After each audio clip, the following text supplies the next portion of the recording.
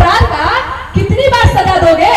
इस देश में मिडिल क्लास होने का कितनी बार सजा दोगे? अरे देखिए इन पैमानों की चालाकी को, देखिए इन भेड़ियों की चालाकी को देखिए। आप लोगों का बहुत बड़ा सहयोग। मुंह में घास दबाकर बाबा साहब के ऊपर माला चढ़ाकर हमारे ही बीच होने का नाटक करते हैं, हमारे ही बीच होने का नाटक करते हैं और सत्ता पर बैठे हैं। किसी से हम नहीं डरने वाले हैं। खुला खुला बोलते हैं कि यदि चोरी किया है तो दिन के उजाले में भी और रात के अंधेरे में भी चोर कहलाएगा। जब जन्म हमारे हाथ में नहीं है,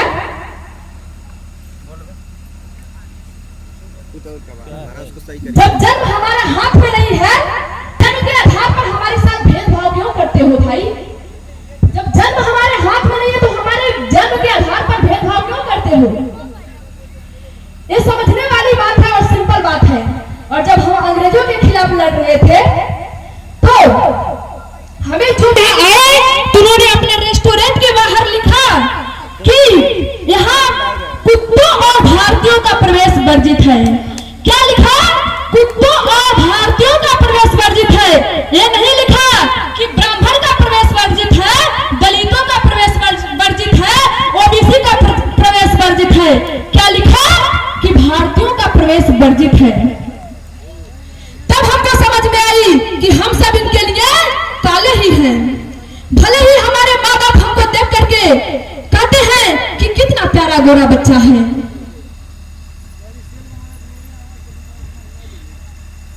क्या ब्राह्मण, क्या दलित, क्या मोटा, क्या काला, सब इनके लिए काले ही थे। यहां तक कि जमींदार का भी जूता खुलवा करके घर में अंग्रेज अफसर बुलाते थे। तब हमको पहली बार समझ आया कि as a nation, as a citizen, as a freedom क्या होता है।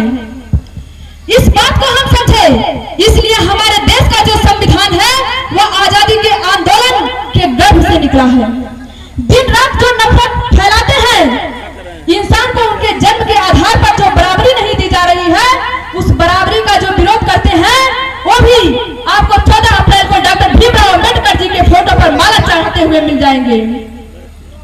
वो लोग जो अपने घर की बराबरी का अधिकार नहीं दिए हैं, अपने संगिनी को, अपने बच्चे को, अपने भाइयों को, अपने रिश्तेदारों को, वो भी फेसबुक पर डॉक्टर भीमराव अंबेडकर साहब अमर रहे ऐसा करते हुए दिखाई देते हैं।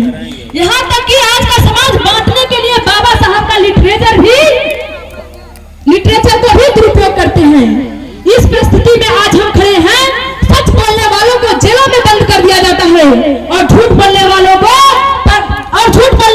पार्लियामेंट में खड़े होकर सरेआम झूठ बोलते हैं।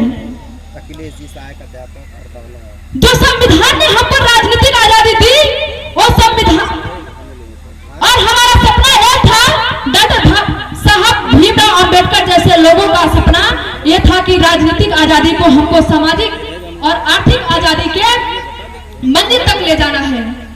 इसलिए आपको वर्तमान के तमाम लोगों से मैं आग्रह करती हूँ कि एक कठिन समय है, इस कठिन समय में हमको इस तरीके से सोचने की जरूरत है कि अगर हमारे पूर्वजों ने हमारे लिए बलिदान नहीं दिया होता, संघर्ष नहीं किया होता, हमको आज आजादी का अधिकार नहीं मिला होता। हम आज भी गुलाम हो सकते थे अंग्रेजों की। उन्होंने अपने प्राणों की आहुति देकर देश को आजाद कराया था। तो मैं अंत में बस कुछ चंद लाइनों के साथ अपने वाणी को विराम देना चाहूंगी। फूलों की कहानी बहारों ने लिखी, फूलों की कहानी बहारों ने लिखी, रातों की कहानी सितारों ने लिखी, रातों की कहानी सितारों ने लिखी। हम नहीं है किसी के गुलाम, क्योंकि हमारी जिंदगी तो बाबा साहब जी ने लिखी, क्योंकि हमारी जिंदगी तो बाबा साहब जी ने लिखी। कर गुजर गए वो भीम थे, कर गुजर गए वो भीम थे, दुनिया को जगाने वाले भीम थे।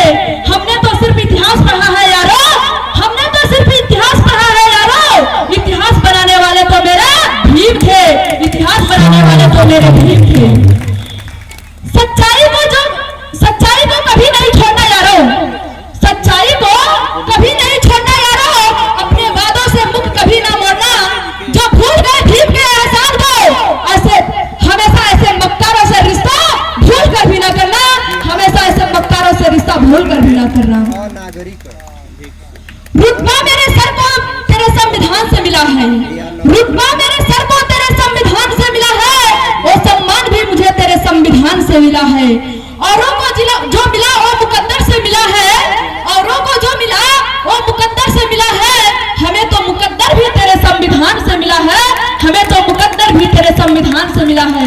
ना जिंदगी की खुशी है ना मौत का गम, ना जिंदगी की खुशी है ना मौत का गम, जब तक है दम जय भीम कहेंगे हम, जय भीम कहेंगे हम।